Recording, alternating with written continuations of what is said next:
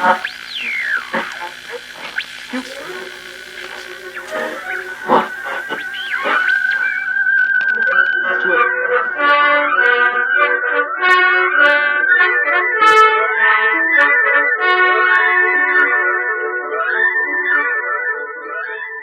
is the Black Sheepdog, broadcasting to you from the vast expanses of cyberspace, bringing you a message of truth and hope. Today we continue our four-part series entitled Abortion, the Truth, and the Hope, considering the incredibly controversial and problematic Supreme Court decision, Roe v. Wade.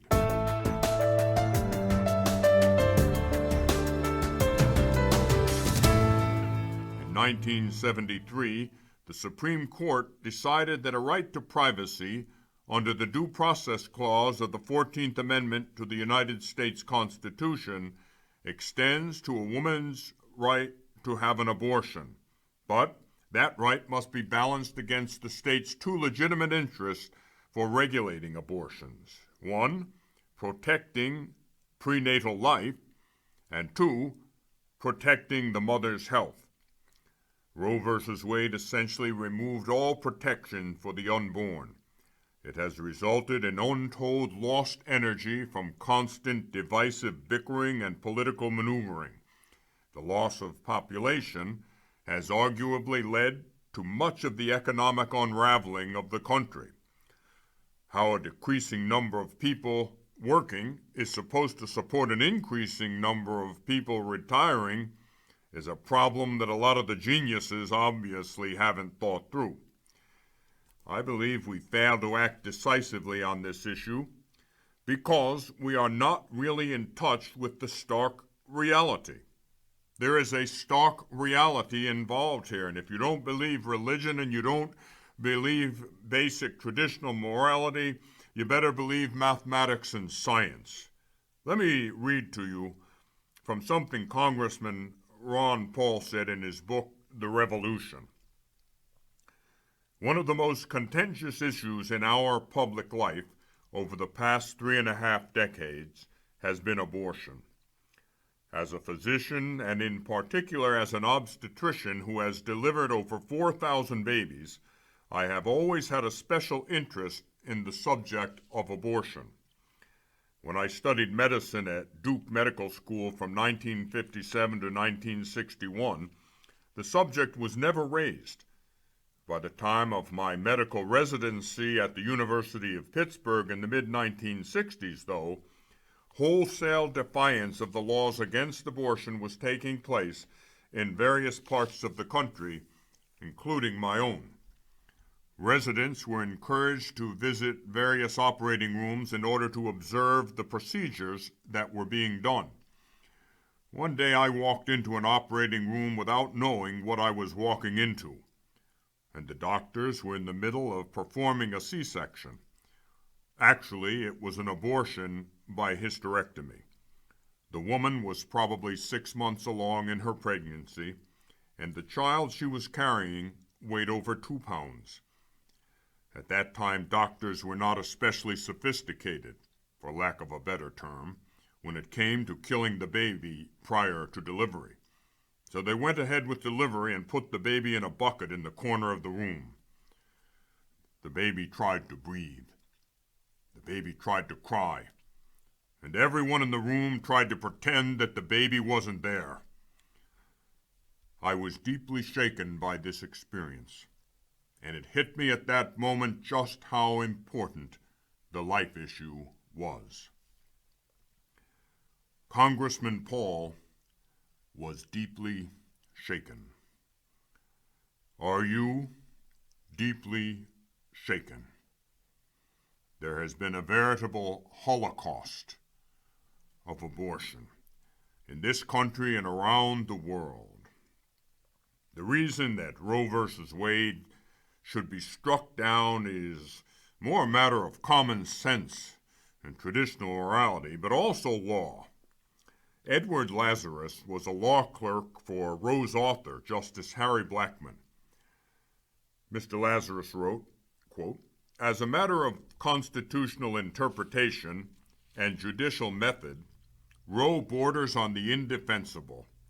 I say this as someone utterly committed to the right to choose, as someone who believes such a right has grounding elsewhere in the Constitution instead of where Roe placed it, and as someone who loved Roe's author like a grandfather. What exactly is the problem with Roe? The problem, I believe, is that it has little connection to the constitutional right it purportedly interpreted. A constitutional right to privacy broad enough to include abortion has no meaningful foundation in constitutional text, history, or precedent. The proof of Roe's failings comes not from the writings of those unsympathetic to so-called women's rights, but from the decision itself and the friends who have tried to sustain it.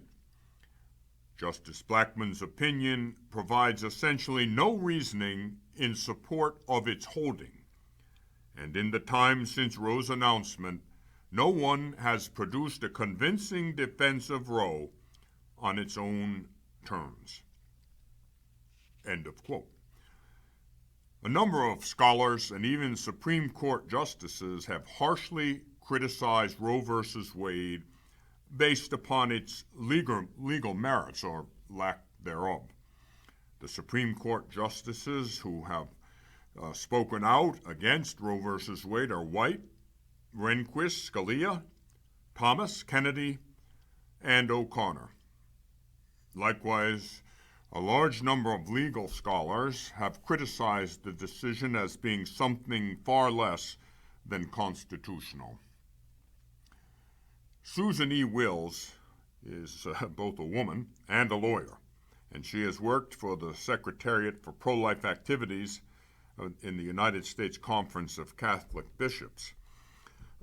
In an article copyrighted by the USCCB entitled 10 Reasons to Reject Roe, Ms. Wills summarizes the 10 legal reasons that Roe v. Wade should be struck down. Number 1, the court's decision in Roe v. Wade exceeded its constitutional authorities. The Congress makes laws, and they take precedence over the personal policy preferences of Supreme Court justices. Roe v. Wade exceeded the court's authority. Number 2, the court misrepresents the history of abortion practice and attitudes towards abortion. Abortion practice and the attitudes of society against abortion are very clear. Abortion wasn't a generally accepted practice in any civilized society. Number 3, the majority opinion in Roe wrongly categorizes the common law of England regarding the status of abortions. It's just an outright deception, the way they categorize the common law of England. And 4, the court distorts the purpose and legal weight of state criminal abortion statutes. Number 5, a privacy right to decide to have an abortion has no foundation in the text or history of the Constitution. In philosophy, we could say that this is something akin to a gratuitous positing, where you pull something out of thin air. The court engaged in an incredible foray in distortion and misrepresentation in this case. Number 6, the court reads the 14th Amendment extremely expansively to include a right of privacy to decide whether to abort a child. The court in Roe adopts a very narrow construction of the meaning of persons, however, to exclude unborn children. Number 7, the Roe court assumed the role of a legislature in establishing the trimester framework. And this is a very dangerous precedent where courts begin to legislate. And we have seen this problem manifest itself time and time again. It subverts the very basis of this country, the way this country was put together, the separation of powers. Courts don't legislate. 8. What Roe gives, Doe takes away. That's another case. For any reason, an abortion has to be provided up to the very end of the 3rd trimester. That's Doe. Roe didn't say that. Another case after it said that. Any reason, for any reason, an abortion has to be provided up to the very end of the 3rd trimester. I said before, and I'll say it again. If you use development, the development of the child, as the criteria for determining the humanity of that being, you're playing God. The development of the child is not the basis for killing the child. Whether you kill a child at 3 months, 6 months, 9 months, or 3 years of age, you're killing a child. You kill the child in the womb. Is it easier? Is it more defensible? Well, I guess it's easier because we don't have to look at it. We don't have to see that child smile, and we don't have to see that child cry, and we don't have to see that little heart beat. And I guess it's easier to kill what you don't have to look at. 9. The court describes the right of abortion as fundamental. A fundamental right. The right to kill another human being. The logic, the distorted logic, the tortured logic, the dark logic of abortion has to make any true thinking person shudder. The right to kill another human being as fundamental. This court will go down in history in infamy. And number 10, finally, Ms. Will says, despite the rigid specificity of the trimester framework, the opinion gives little guidance to states concerning the permissible scope of abortion regulation. My friends, the Supreme Court of the United States of America erred egregiously in Roe versus Wade, just as it did in the Dred Scott case of 1857. Because it's the highest court in the land doesn't mean it's immune from error. The reasoning in Dred Scott and Roe versus Wade is nearly identical. It's frighteningly identical. In both cases, the Supreme Court, the highest court in the land, stripped all rights from a class of human beings and reduced them to nothing more than the property of others, chattel. Compare the arguments which the Supreme Court used to justify slavery and abortion. Number 1, the words citizens or persons used in the Constitution were never intended to include blacks or unborn children.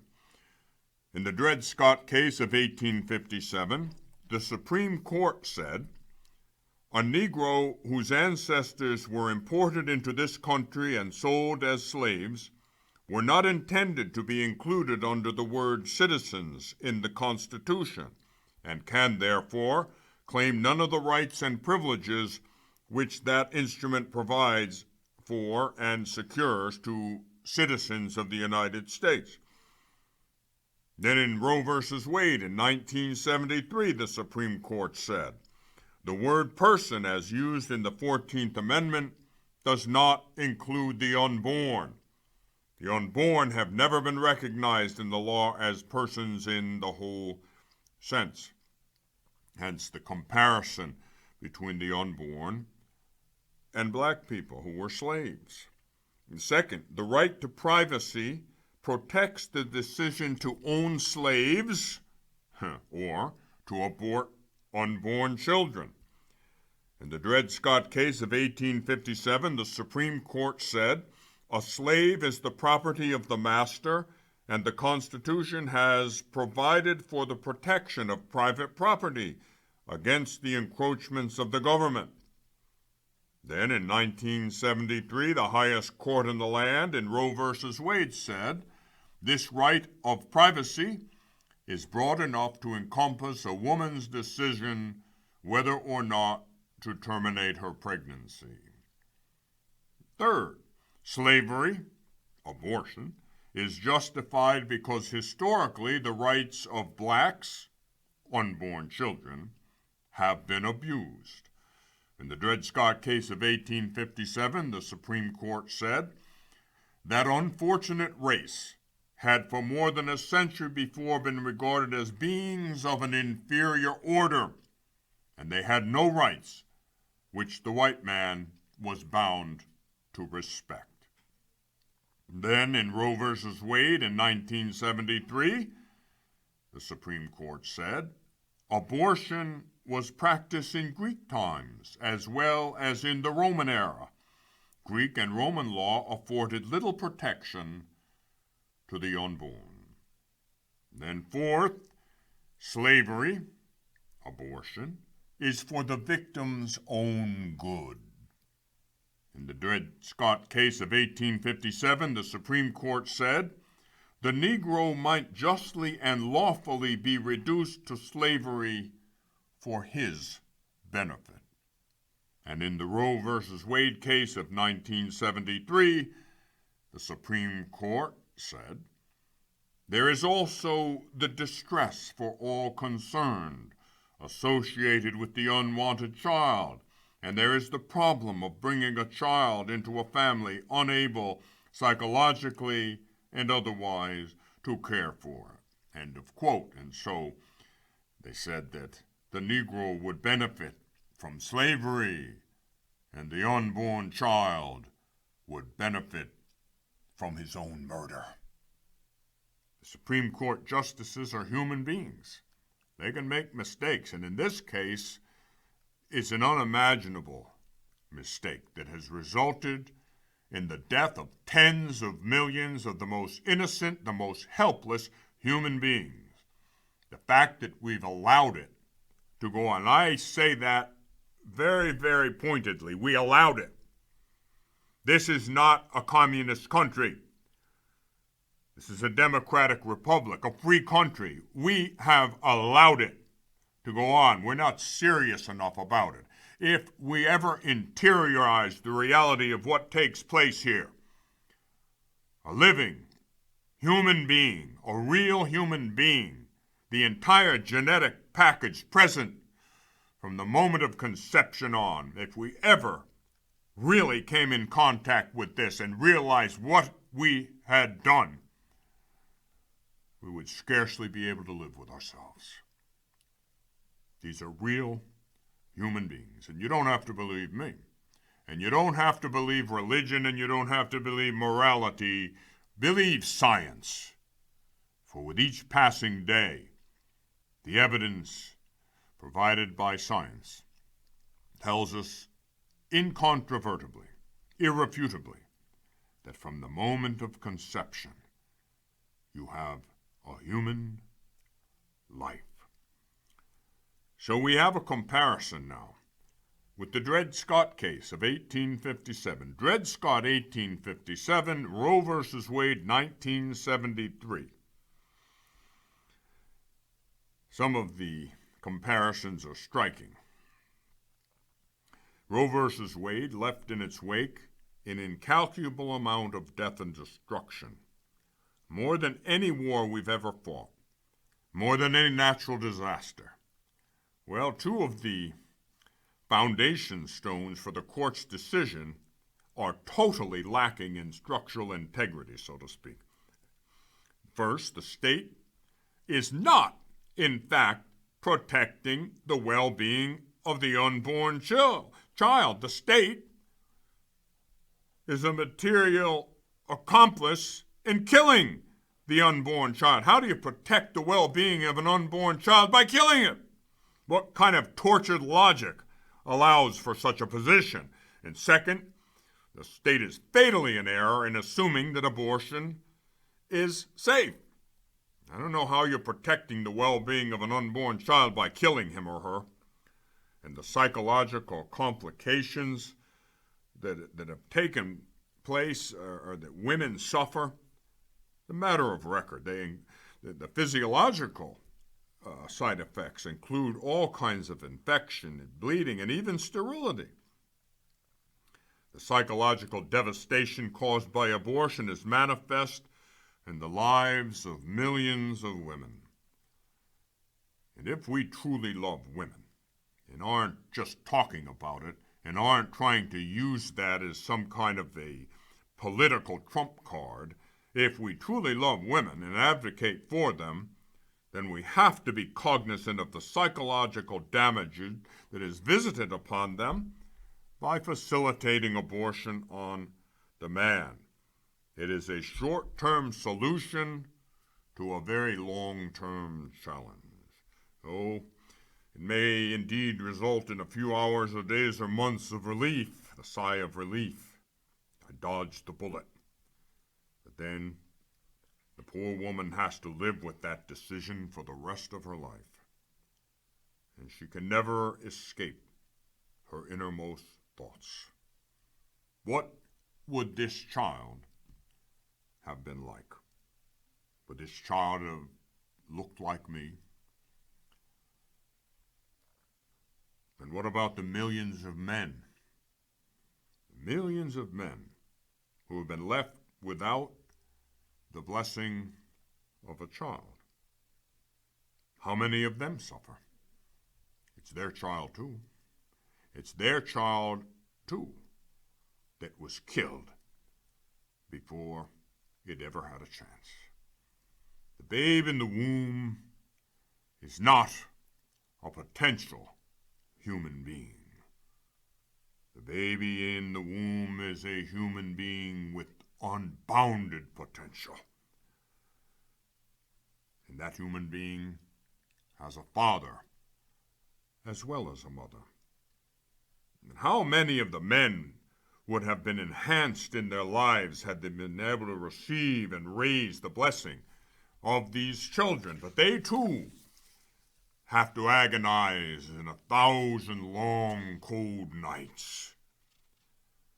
What would my child have been like? Would he have looked like me? Would she have talked like me, thought like me? I could have passed on so much to them, so much of my knowledge, life experience.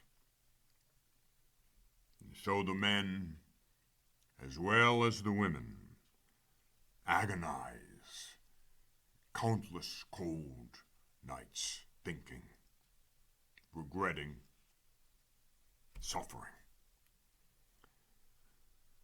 Roe versus Wade was not a decision based upon law, nor upon right reason, nor upon common sense.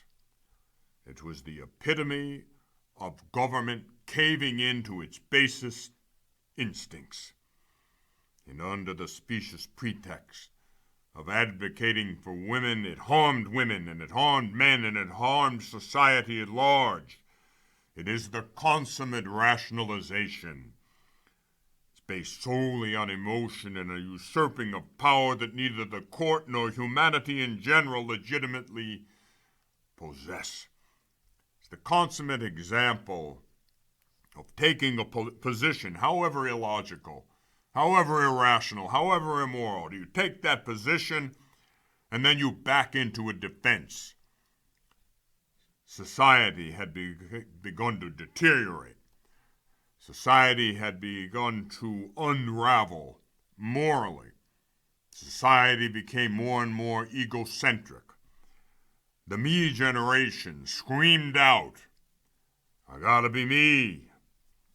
I gotta be free. Free to do whatever I want to do. Free to have an unbridled life of promiscuity, if I so please, and if anything gets in the way of this new lifestyle, then it has to go, even if it's an innocent human being. Yes, the court sanctioned society's degenerating moral position. The court's decision is not based on law. The court's decision is not based on right reason, and the court's decision is not based on logic. The court's decision is the consummate rationalization confirming a degenerate society. And in its wake, death held sway. And now we have a country that is unraveling in more ways than one. Is it any wonder that we're having difficulty paying our bills as a country, that we can't seem to make a good decision? We don't have enough people in our military. We don't have enough people to pay for the people that went before us. How can a decreasing number of working people pay for an increasing number of retiring people? We wonder why Social Security is falling apart. Demographers warned for decades about the consequences of the abortion generation.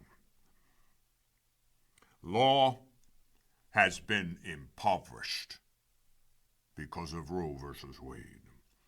Law has been diminished because of Roe versus Wade. Law has been distorted because of Roe versus Wade.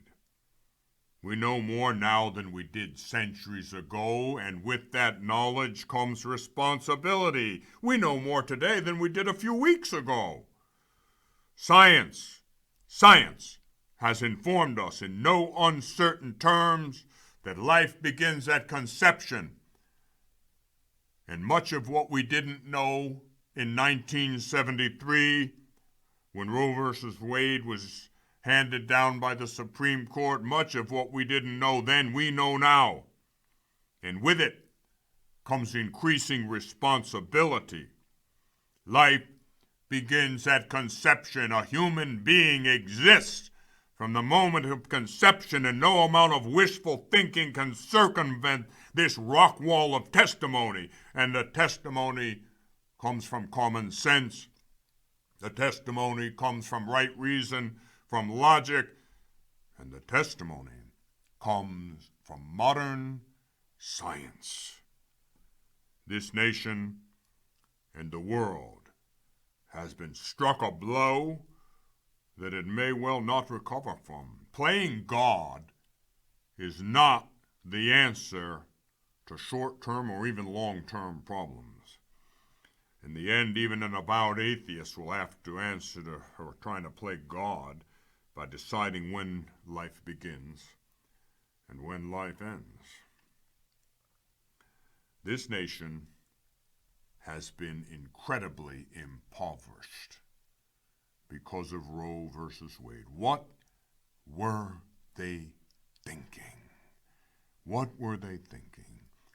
In the court of history, that Supreme Court will have to plead temporary insanity, for it is absolutely unthinkable, unimaginable, based upon a right to privacy. One human being has the right to kill another human being. You don't believe it's a human being? Then you might as well go back to flat worldism. Science asserts in no uncertain terms it is a human being. From the moment of conception, you can deny contemporary or traditional morality, you can deny God, but you'll also have to deny science. And you purport to be so sophisticated and educated, yet you deny the certain conclusions of modern science. Life begins at conception, hence killing that human life is something that this nation and every member of it will have to think long and hard about it. We'll have to answer for this. How much longer will we let it go on? And as the United States and most of the Western world begins to deteriorate and unravel economically and socially, we're going to soon have to come face to face with the part that abortion on demand played in this. Quite simply, it is a position and a policy that has its own demise woven within itself. We will have to change it or face our own extinction. The economic, social, political, psychological, and other elements of our existence have been imperiled by this fatally flawed Supreme Court decision. It can be overturned. It can be overturned, and it must be overturned. Dred Scott was overturned. Abraham Lincoln saw the folly of that. The Supreme Court said, oh, they're not really human beings, so they don't really have the rights of citizens. They're not fully human. What an outrage. A civil war was fought because a class of human beings were so persecuted. They were considered property. What a disgrace. What a blight on our national history. And Roe versus Wade is every bit as much and more of a blight. An entire class of human beings, the unborn, have been discriminated against, their very existence imperiled. We as a nation and a world have to begin to be more humane, less self-centered, and more God-centered, other person-centered, for reasons at once moral, spiritual, logical, and mathematical. We shall cease to be unless we permit our unborn children to be.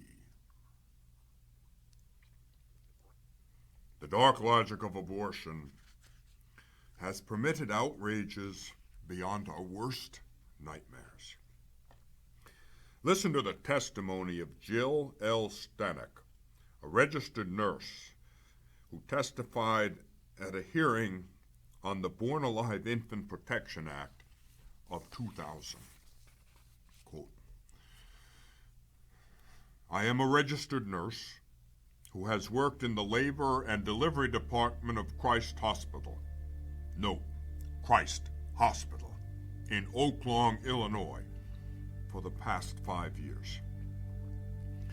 The method of abortion that Christ Hospital uses is called induced labor abortion, also now known as live birth abortion. This type of abortion can be performed different ways, but the goal always is to cause a pregnant woman's cervix to open so that she will deliver a premature baby who dies during the birth process or soon afterward. The way that the induced abortion is most often executed at my hospital is by the physician inserting a medication called Cytotec into the birth canal close to the cervix. Cytotec irritates the cervix and stimulates it to open. When this occurs, the small preterm baby drops out of the uterus, oftentimes alive. It is not uncommon for one of these live aborted babies to linger for an hour or two, or even longer. One of them once lived for almost 8 hours. In the event that a baby is aborted alive, he or she receives no medical assessments or care, but is only given what my hospital calls comfort care. Comfort care is defined as keeping the baby warm in a blanket until he or she dies, although even this minimal compassion is not always provided. It is not required that these babies be held during their short lives. One night, a nursing co-worker was taking an aborted Down syndrome baby who was born alive to our soiled utility room because his parents did not want to hold him, and she did not have time to hold him. I could not bear the thought of this suffering child dying alone in a soiled utility room. So I cradled and rocked him for the 45 minutes that he lived. He was 21 to 22 weeks old, and he weighed about a half a pound and was 10 inches long. He was too weak to move very much, expending any energy he had trying to breathe. Toward the end, he was so quiet that I couldn't tell if he was still alive unless I held him up to the light to see if his heart was still beating through his chest wall. After he was pronounced dead, we folded his little arms across his chest, wrapped him in a tiny shroud, and carried him to the hospital morgue, where all of our dead patients are taken. And that's the quote, the testimony of a registered nurse.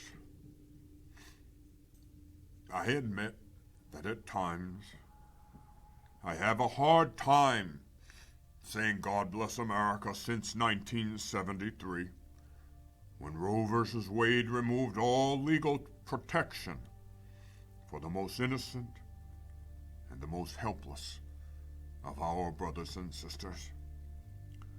May God have mercy on America and grant us the light to see what we've done and the courage to change it once and for all.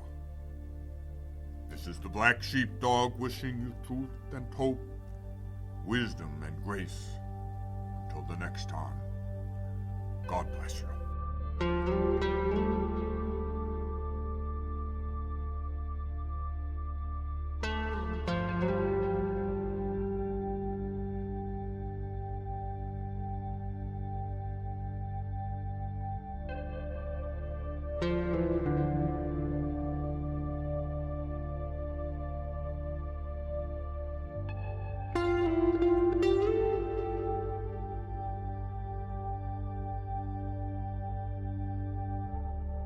you.